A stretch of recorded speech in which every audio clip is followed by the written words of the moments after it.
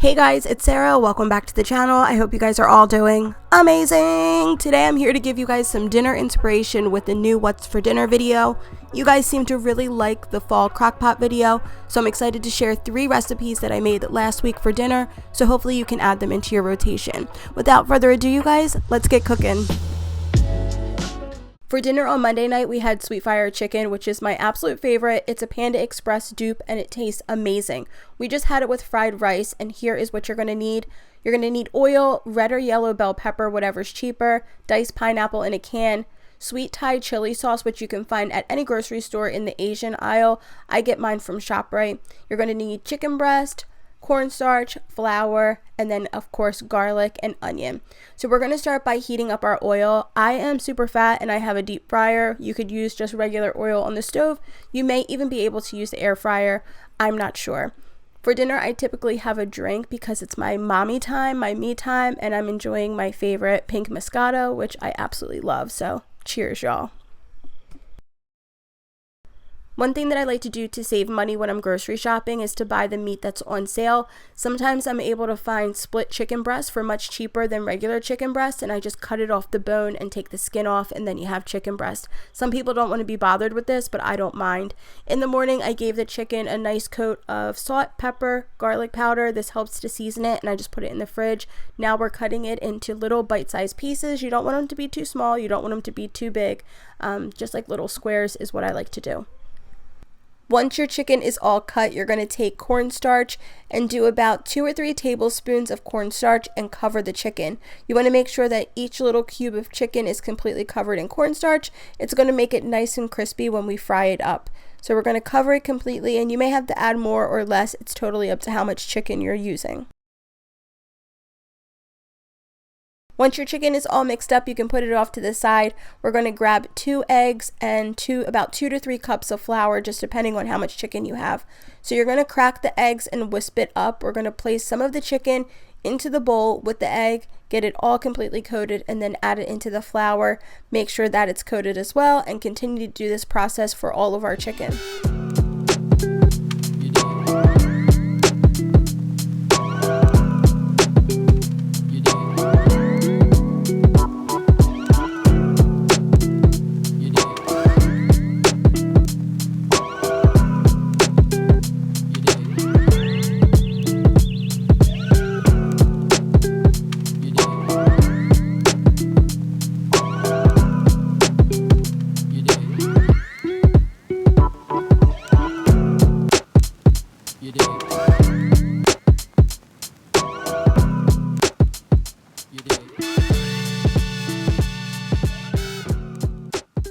So if you have a strainer, I got mine at Dollar Tree, you want to put your chicken back into the strainer and knock off all that extra flour. You'll see there'll be so much excess flour and little bits. All those little bits you see at the bottom, we're just going to discard. Typically what will happen is if you don't do this, that will go to the bottom of your pan and it'll make your oil get like real dirty, and it will burn, and it will leave like that burnt taste in the bottom of your pan, and it does not taste that good. So if you can do this, do it. If not, it's not necessary. I have my deep fryer heated up to 350 degrees, and I'm just going to add my chicken in batch by batch. You want to make sure that your chicken is cooked completely through, because this is going to be the final cooking part. Once we put on the sauce, it's just kind of going to be heated through, so you want to make sure that your chicken is completely done. The best thing about this deep fryer is things cook super fast. So if you cook like fries, chicken tenders, it just gets it done really fast. And I'm frying it in peanut oil because that's what I enjoy, but you can use whatever type of oil you have on hand. You did. You did. Regardless how you're cooking your chicken, you want to make sure that you're not overcrowding the pot or the pan, so you are going to have to do it in batches. Once one batch is done, I just put it on a paper towel and pop it in my oven until I go on to the next batch. Once everything's close to being done, in a cast iron skillet with a little bit of butter, I'm going to saute my garlic, my peppers, and my onions. I just dice them into nice little cubes and have them cooked down till they're nice and soft. Once they're to the texture that you want, you might like it a little bit firmer, a little bit softer. It's totally up to you. Then you're going to add in your can of strained pineapple. I don't add in the pineapple juice, but you can if you like it. I just prefer it not in there. And you're going to cook this down for just a few more minutes. Once everything is nice and soft and warm throughout, then you're going to add your cooked chicken into your pan, and I add it all in there. And then you're going to take your jar of the red Thai sweet chilies. They all have different names. It might be called like sweet chili sauce, red Thai. You'll see it at your grocery store, but it's like a sweet chili sauce, which is a little bit hot. It's not like super spicy. It just has a nice heat to it, and it goes really, really well with the pineapple. So you only need to cook this for a couple more minutes just so that the sauce is heated throughout. And now we're going to start cooking our fried rice. Sometimes I'll make fried rice myself. Sometimes I'll use store-bought, whatever I feel like doing. This time I decided to do store-bought because it was easier. In a skillet, I just heated up oil and butter, and I'm going to add in both packages of the Ling Ling vegetable fried rice.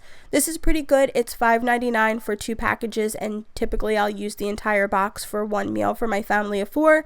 I just heat it throughout, just like keep stirring it and keep letting it heat, and then I'm going to plate my food. We have our sweet fire chicken, we have our fried rice. This is so much cheaper than taking my family of 4 to Panda Express, and it tastes amazing, you guys. You have to try this meal. It is so good. So that is what we had on Monday night. On Wednesday night, we had sausage and peppers for dinner. This meal is super duper good and really easy to make because we do it all on a sheet pan. So I prefer to use turkey sausage. You could use whatever type of sweet Italian sausage you want, but turkey sausage is inexpensive and it tastes amazing. We're going to use red skin potatoes, bell pepper, onion, garlic, Italian seasoning, diced tomato, and then salt and pepper to taste. My drink of choice for today was a Coca-Cola because that is my other guilty pleasure. If I'm not drinking wine, I love a canned Coke. So let's get started by poking holes in our turkey sausage. Regardless if you're using regular sweet or hot Italian sausage or turkey sausage, you want to make sure that you're poking holes in it so that it cooks all the way through when we put it in the oven. This is the perfect weeknight meal because it's all on a sheet pan. You put it in the oven. It's not too much work, but it is a little bit of prep. We're going to start by taking our bell peppers and we're going to slice them just into like little inch slices. It's going to make it perfect for putting on our sandwich, or you could put it over pasta. And the bell peppers can be a little bit expensive, but I just get the package of them. We used the 1 pepper in our previous meal, and then we're going to use the rest for this one. So meal prepping and meal planning can be a lifesaver in this way when you plan your meals accordingly to what you buy for groceries.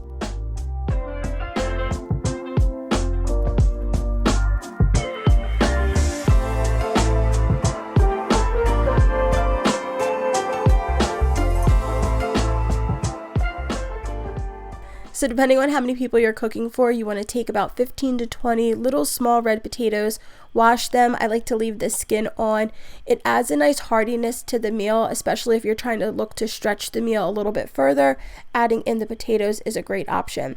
Now you're going to take about 5 cloves of garlic, just smash it down and chop it. You're going to add this right into our vegetable mixture.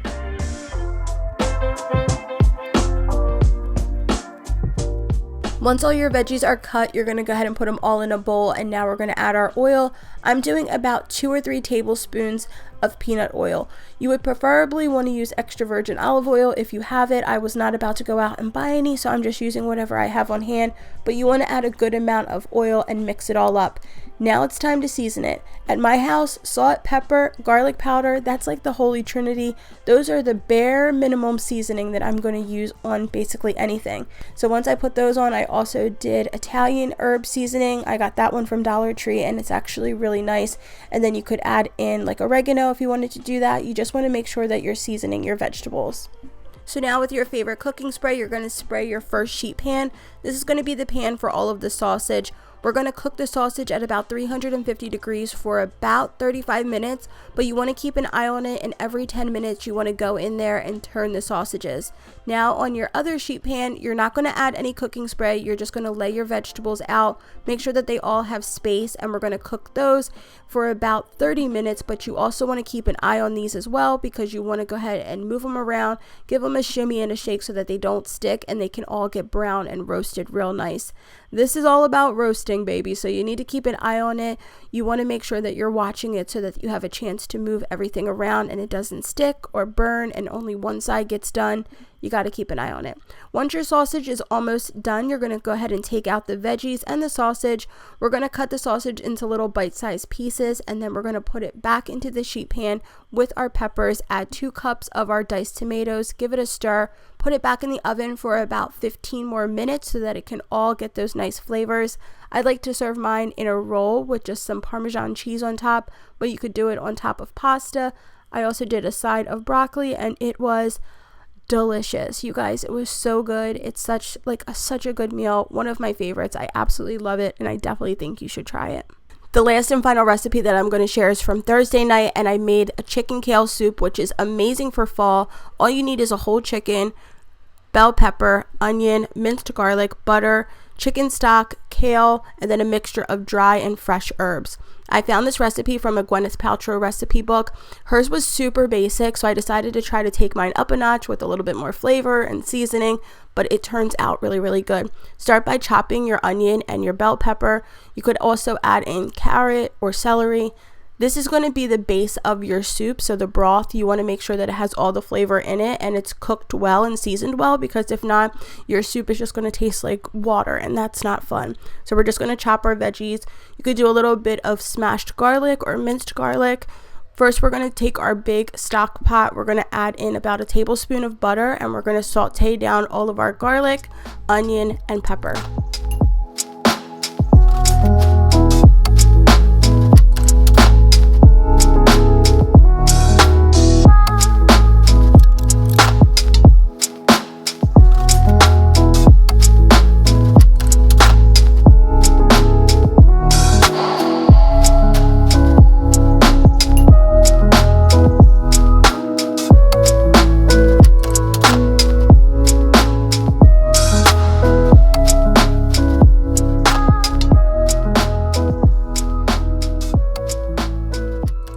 You don't have to cook the veggies long at all, probably like 3 to 5 minutes. You just want to make sure that they look nice and soft and kind of done.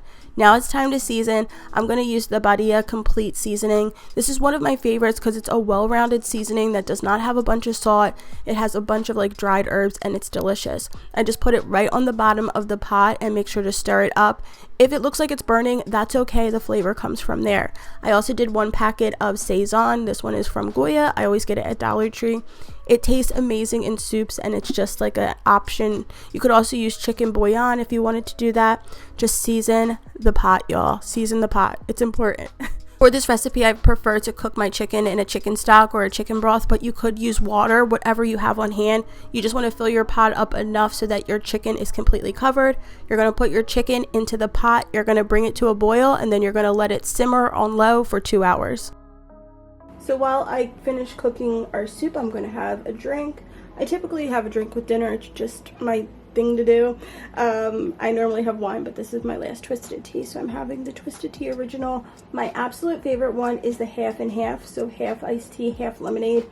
I think they're so good, and they're not high in alcohol volume, so well, this is all I have, so this is what I'm going to drink.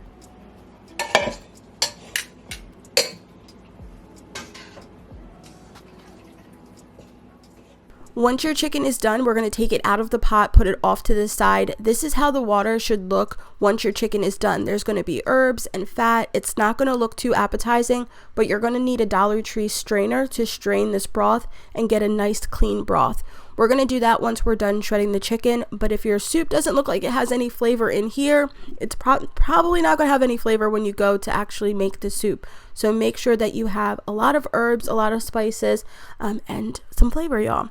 So now we're just going to go ahead and shred our chicken. I shred the entire thing. I take the fat off, and I try to leave any bones and be really careful with that because it can be dangerous, especially with kids. And it's like super fall off the bone delicious because it was cooked low and slow. It's super duper good. So we're just going to shred this baby up.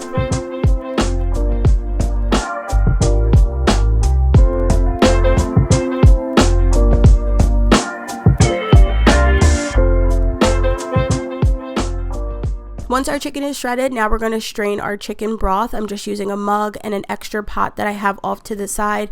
I'm just going to go ahead and strain it little by little. I strain all of the broth because even though we don't use all of it, it would make way too much soup. I like to save some of it for cooking rice or using it at a later date. The broth is super duper good.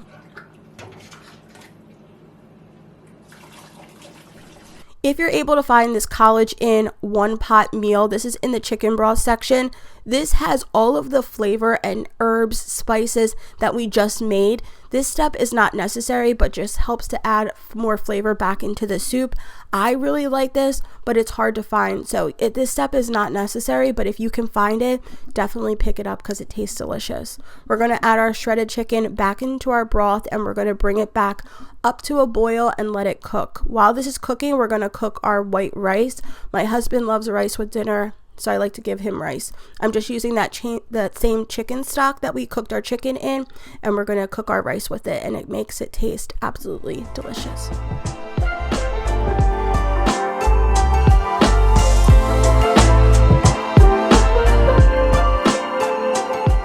After the chicken simmered for a bit, when you're ready to serve, you're going to add in a few bunches of kale, just a few handfuls, stir it up, season it with salt and pepper to taste. And I like to serve mine with rice, but you could eat it just like this and it's absolutely delicious. So it would also be low carb. Another option is to put the cauliflower rice in the bottom where we're putting the regular white rice and to serve it that way. It's absolutely delicious, super easy to make, and you can freeze it as well. So I was very, very happy with Thursday's dinner. That was our meals for this past week. I hope that you guys enjoyed. If you did, please be sure to give it a thumbs up. Subscribe to the channel if you're new. We put out new videos every single week. We're all about life on a budget, and I would love to have you. Follow me over on Instagram and TikTok. I'm there 24/7. And if you're still here and you made it to the end, that means that you are a real one, and I love you very much. Leave the hidden word meatball in the comment section down below. Leave it in a funny, snarky, cute kind of way, and I'll feature some of you guys in my next video. Here are a few real ones from my previous video. I love you guys very much. I hope you guys are all safe, happy, and healthy, and I will see you guys super soon for another video. Bye, guys.